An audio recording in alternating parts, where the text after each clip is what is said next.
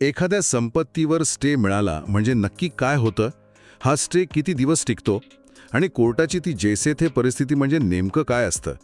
नमस्कार मित्रांनो, जमिनीचे वाद म्हटले की सामान्य माणसाच्या मनात पहिली भीती दाटून येते ती कोर्ट कचेरीची. त्यात एखादा भाऊबंद किंवा शेजारी उठतो आणि अचानक आपल्या हक्काच्या जागेवर स्टे आणतो. अगदी खरंय. मग सुरू होतो खरा मनस्ताप. पण आजच्या या व्हिडिओमध्ये आपण हेच रहस्य उलगडणार आहोत.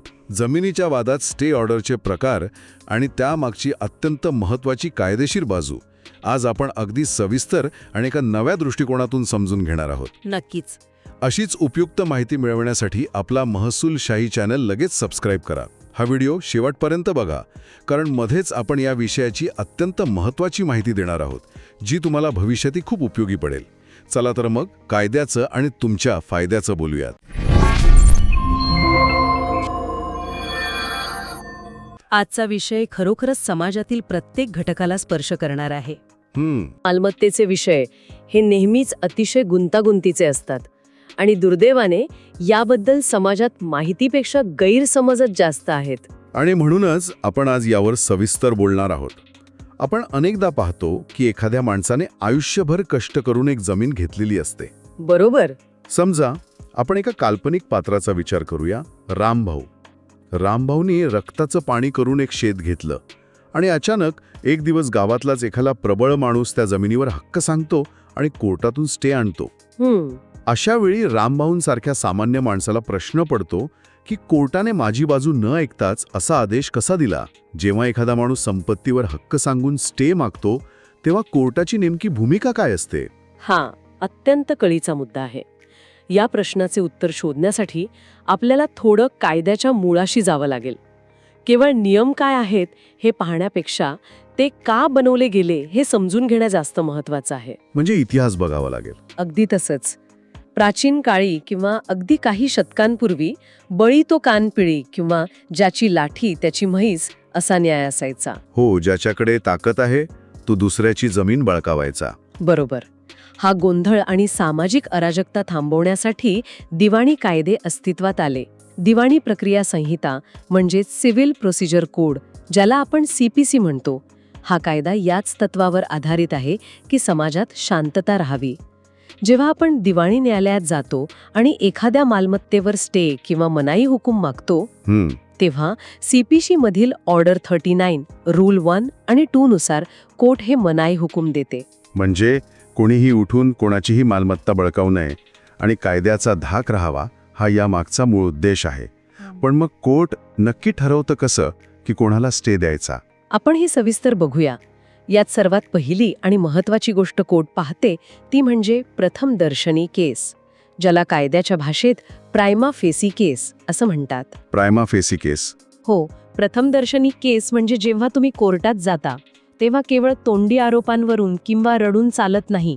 तुमच्या कागदपत्रांवरून हे सिद्ध झाले पाहिजे की तुमचा त्या संपत्तीवर खरा हक्क आहे. म्हणजे कागदपत्र बोलली पाहिजेत? अगदी बरोबर. तुमचा 7/12 उतारा, फेरफार नोंदी किंवा खरेदी खत यावरून कोर्टाला पहिल्याच नजरेत असे दिसले पाहिजे की या व्यक्तीच्या दाव्यात कायदेशीर तथ्य आहे.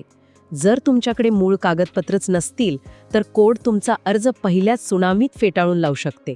माफ करा, मध्येच थांबवतो, पण मला एक सांगा, प्रथमदर्शनी केस म्हणजे केवळ कागदपत्रांचा ढिगारा उभा करणे असा याचा अर्थ होतो का? समजा 2 लोकांकडे वेगवेगळ्या काळातले कागदपत्र आहेत, तर तिथे कोर्ट काय बघतं? अतिशय मार्मिक प्रश्न आहे हा. केवळ कागदपत्रांचा ढिगारा म्हणजे प्रथमदर्शनी केस नाही. कोर्ट हे बघते की कायद्याच्या कसोटीवर कोणाचे कागदपत्र जास्त सक्षम आहेत. आणि इथेच दुसरी अत्यंत महत्त्वाची कायदेशीर संकल्पना समोर येते. कोणती? माझ्या अनुभवातून सांगते. जेव्हा 2 पक्षात एखाद्या जमिनीवरून वाद असतो तेव्हा कोर्ट पहिल्यांदा विचार करते की जर आज आपण स्टे दिला नाही तर या दोघांपैकी कोणाचे जास्त नुकसान होऊ शकते. अच्छा. आणि ते नुकसान असे असले पाहिजे जे पैशात मोजता येणार नाही. याला इररिपेनेबल लॉस म्हणजेच भरून न येणारे नुकसान म्हणतात. म्हणजे हा एक प्रकारचा कायद्याचा सीसॉ किंवा तराजू आहे. बरोबर. कोर्ट दोन्ही बाजूंचं वजन बघतं. ज्याचं नुकसान जास्त, पारडं त्याच्या बाजूने झुकणार. अगदी तसंच. एक बोलका किस्सा पाहूया. मगाशी तुम्ही रामभाऊंचं उदाहरण दिलं, त्यालाच पुढे नेऊ. समजा रामभाऊंच्या शेतातून एक राजकीय दृष्ट्या प्रबळ व्यक्ती जबरदस्तीने रस्ता काढण्याचा प्रयत्न करत आहे. बापरे. रामभाऊंचे ऊसाचे पीक उभे आहे आणि तिकडून JCB आणून पीक उद्ध्वस्त करण्याची तयारी सुरू आहे. अशा वेळी रामभाऊंनी तातडीने कोर्टात धाव घेतली. इथे कोर्टाने संतुलन पाहिले. जर स्टे दिला नसता तर रामभाऊंचे उभे पीक आणि जमीन कायमची खराब झाली असती. हे नुकसान पैशात भरून काढता येण्यासारखे नव्हते, कारण जमिनीचा पोतच खराब झाला असता. खरे. इथे ते संतुलन रामभाऊंच्या बाजूने झुकलेले होते, म्हणून कोर्टाने तातडीने स्टे मंजूर केला. हे कायद्याचे संतुलन कसे काम करते हे लक्षात ठेवा, म्हणजे पुढे अडचण येणार नाही. हे संतुलन समजून घेणं खरंच डोळे उघडणार आहे. मित्रांनो, तुम्ही याबाबत कधी विचार केला आहे का? तुम्हालाही कधी अशा प्रसंगाचा सामना करावा लागला आहे का? कमेंट सेक्शनमध्ये नक्की सांगा. नक्कीच. आणि हो, तुमच्या गावात किंवा कुटुंबात अशी कोणती प्रॉपर्टीच्या स्टेची समस्या आहे का? तुमची समस्या कमेंटमध्ये लिहा, आपण त्यावर नक्की मार्गदर्शन करू. इथे मला लोकांचा एक खूप मोठा गैरसमज मांडायचा आहे, जो मला अनेकदा ऐकायला मिळतो. कोणता? अनेकांना असं वाटतं की एकदा का कोर्टाकडून स्टे मिळाला म्हणजे आपण अर्धी केस जिंकलोच, किंवा स्टे मिळाला म्हणजे आता संपत्ती आपलीच झाली. हां, समाजातील सर्वात मोठा आणि अत्यंत धोकादायक गैरसमज आहे. हो ना. स्टे मिळाला म्हणजे केस जिंकणे असं अजिबात होत नाही. यामागील मानसशास्त्र समजून घेणे गरजेचे आहे. माणसाला वाटतं की कोर्टाने माझ्या बाजूने आदेश दिला म्हणजे माझा हक्क मान्य झाला. पण कायदेशीर वास्तवात स्टे हा फक्त आणि फक्त एक तात्पुरता कायदेशीर दिलासा असतो. तात्पुरता दिलासा. होय. जेव्हा न्यायालयात दावा प्रलंबित असतो तेव्हा त्या संपत्तीची मूळ स्थिती बदलू नये, तिथे कोणतेही नवीन बांधकाम होऊ नये, ती संपत्ती तिसऱ्याला विकली जाऊ नये किंवा कोणाचे नवीन अतिक्रमण होऊ नये, यासाठी दिलेला तो एक तात्पुरता ब्रेक असतो. स्टे मिळणे म्हणजे तुमचा हक्क सिद्ध झाला असे नाही, तर तुमचा हक्क सिद्ध करण्याची संधी तुम्हाला मिळेपर्यंत संपत्ती सुरक्षित ठेवण्याची ती व्यवस्था आहे. म्हणजे सोप्या भाषेत सांगायचं तर पार्किंगमध्ये गाडी लावण्यासाठी आपण जशी जागा अडवून ठेवतो. अगदी बरोबर. हां. तसा हा प्रकार आहे. ती जागा तुमची होत नाही, पण तुमचा हक्क शाबूत राहतो. आणि इथे मला एक क्विक फॅक्ट सांगायची आहे. भारताच्या सर्वोच्च न्यायालयाने अनेक निकालांमध्ये स्पष्ट केले आहे की मनाई हुकूम किंवा स्टे ऑर्डरमुळे मालमत्तेचा मालकी हक्क म्हणजेच टायटल कधीच हस्तांतरित होत नाही. तो फक्त मालमत्तेचे संरक्षण करण्यासाठी दिलेला एक आदेश असतो. पण या सगळ्या प्रक्रियेत एक शब्द नेहमी कानावर पडतो, हा जो जैसे थे आदेश असतो, ज्याला इंग्रजीत स्टेटस को असं म्हणतात. तो नक्की काय प्रकार आहे? तो या रेग्युलर स्टेपेक्षा काही वेगळा असतो का? मला आठवतंय, लहानपणी आपण स्टॅच्यू नावाचा खेळ खेळायचो. जो जसा आहे त्याने तसंच थांबायचं. हा जैसे थे आदेश पण तसाच असतो का? होय, हे उदाहरण अतिशय योग्य आहे. जैसे थे म्हणजेच स्टेटस को हा शब्दशः त्याच्या अर्थाप्रमाणेच काम करतो. समजा एखाद्या जुन्या वाड्यावरून दोन भावांचा वाद आहे. एक भाऊ म्हणतो इथे मी राहणार, दुसरा म्हणतो नाही, ती जागा माझ्या वाटणीची आहे. अशा वेळी जेव्हा प्रकरण कोर्टात जाते आणि कागदपत्रांवरून लगेच निर्णय घेणं शक्य नसते, तेव्हा कोर्ट काय करतं? तेव्हा कोर्ट आदेश देते की जैसे थे परिस्थिती ठेवा. म्हणजे जो व्यक्ती वाड्यात राहत असेल त्याने तिथेच राहावे, जो बाहेर असेल त्याने बाहेरच राहावे. कोणीही तिथे नवीन भिंत बांधू नये, जुने झाड तोडू नये किंवा कुंपण घालू नये. अच्छा. जशी परिस्थिती आज या क्षणी या मिनिटाला आहे ती तशीच बर्फासारखी गोठवून ठेवणे म्हणजे जैसे थे आदेश. हा आदेश देखील CPCच्या अंतर्गतच दिला जातो. म्हणजे खरोखरच तो स्टॅच्यू गेम आहे. पण या जैसे थे परिस्थितीचे काही विशिष्ट टप्पे असतात का? कारण मी ऐकलंय की काही स्टे अगदी एका दिवसात मिळतात, तर काही स्टेसाठी महिनोन-महिने लागतात. नक्कीच, याचे विशिष्ट कायदेशीर प्रकार आहेत. आपण हे एक स्टेप बाय स्टेप चेकलिस्टच्या स्वरूपात समजून घेऊया, म्हणजे प्रेक्षकांना ते अगदी स्पष्ट होईल. हो, सांगा. जेव्हा तुम्ही तुमच्या संपत्तीच्या रक्षणासाठी कोर्टात जाता तेव्हा स्टेचे 3 मुख्य टप्पे असतात. पहिली पायरी आहे तात्पुरता मनाई हुकूम किंवा ॲड इंटरिम इंजंक्शन. समजा तुमच्या जागेवर कोणीतरी आजच अचानक येऊन अतिक्रमण करत आहे. तुम्ही तातडीने कोर्टात धाव घेता. अशा अत्यंत तातडीच्या वेळी समोरच्या पार्टीला नोटीस पाठवून त्यांचे उत्तर येईपर्यंत 14-15 दिवस वाट पाहणे शक्य नसते, कारण तोपर्यंत तुमचे पूर्ण नुकसान झालेले असेल. साहजिकच आहे. मग कोर्ट तुमच्या पुराव्यांचे गांभीर्य पाहून पुढील सुनावणी होईपर्यंत किंवा प्रतिवादीचे उत्तर येईपर्यंत हा तात्पुरता स्टे तातडीने देते. याला आपण एक्स पार्टे किंवा एकतर्फी स्टे असेही म्हणतो. पण मॅडम, एका बाजूचं ऐकून कोर्टाने थेट आदेश देणं हे नैसर्गिक न्यायाच्या तत्वाच्या विरुद्ध नाही का? समोरच्याला आपली बाजू मांडण्याची संधी मिळायला नको का? तुम्ही कायद्याच्या अगदी गाभ्याला हात घातलात आणि म्हणूनच हा ॲड इंटेरिम किंवा एकतर्फी स्टे खूप कमी कालावधीसाठी सहसा 14 ते 30 दिवसांसाठीच दिला जातो. अच्छा, म्हणजे तो कायमस्वरूपी नसतो. अजिबात नाही. कोर्टाचा उद्देश फक्त तातडीचे नुकसान टाळणे हा असतो आणि म्हणूनच दुसरी पायरी अस्तित्वात येते. दुसरी पायरी आहे दाव्याचा निकाल होईपर्यंतचा मनाई हुकूम म्हणजेच टेम्पररी इंजंक्शन. जेव्हा पहिली पायरी पार पडते, समोरची पार्टी कोर्टात हजर होते. त्यांना आपली बाजू मांडण्याची पूर्ण संधी दिली जाते. त्यांचे वकील आपले लेखी म्हणणे मांडतात. इथे नैसर्गिक न्यायाचे तत्व पाळले जाते. बरोबर. कोर्ट दोन्ही बाजूंचे युक्तिवाद ऐकून घेते. जर कोर्टाला वाटले की केस संपेपर्यंत ही मालमत्ता सुरक्षित ठेवणे खरोखर गरजेचे आहे, तरच कोर्ट हा स्टे मंजूर करते. हा स्टे खटल्याचा अंतिम निकाल लागेपर्यंत टिकून राहतो. म्हणजेच पहिल्या टप्प्यात नुसती मलमपट्टी केली जाते आणि दुसऱ्या टप्प्यात दोन्ही बाजू तपासून तो उपचार कायम ठेवायचा की नाही हे ठरवलं जातं. मित्रांनो, ही टप्प्याटप्प्याची माहिती तुम्हाला कशी वाटतीये?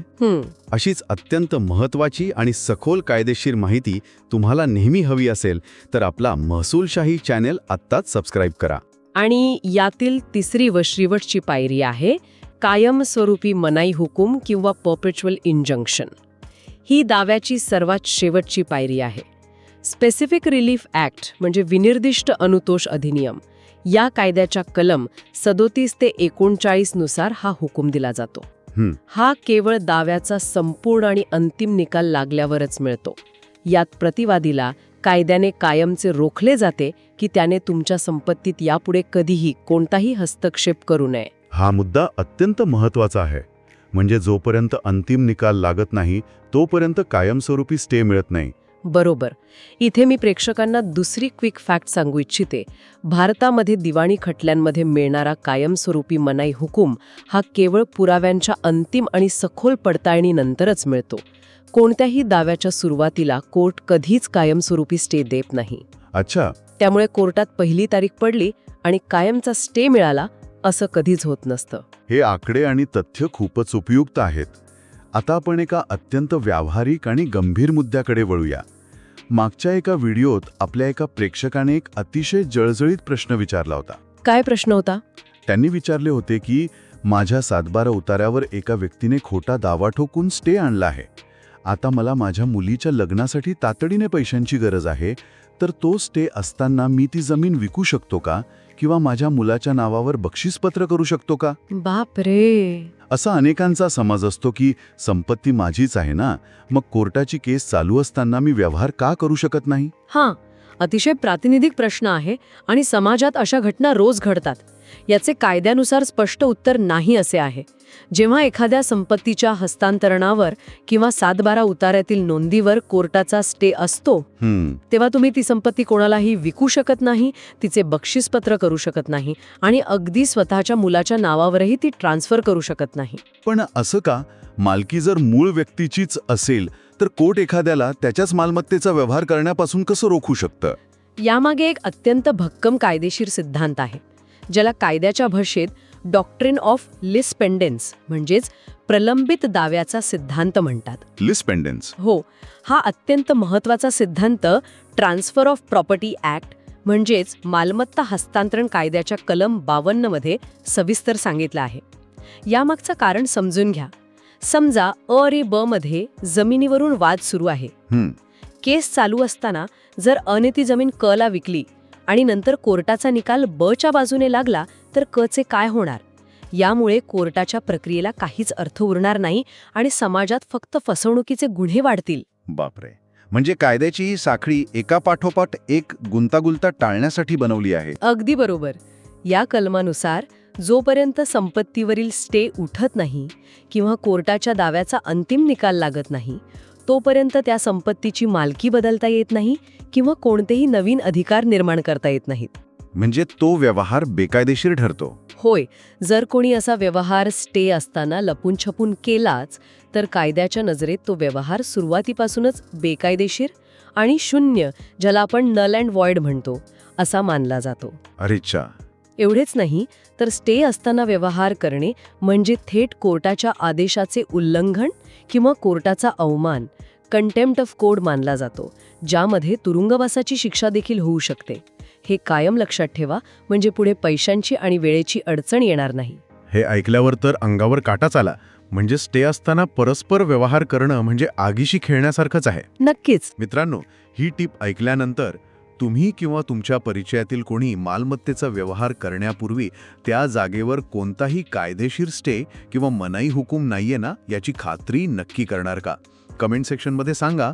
आणि हो, चॅनलला आत्ताच सबस्क्राईब करा, कारण महसूलशाही चॅनलवर आपण कायद्याची अशी चिरफाड करत असतो. म्हणूनच मी नेहमी सांगते की जेव्हा तुम्ही एखादी नवीन जमीन किंवा घर विकत घेता तेव्हा फक्त 7/12 पाहून चालत नाही.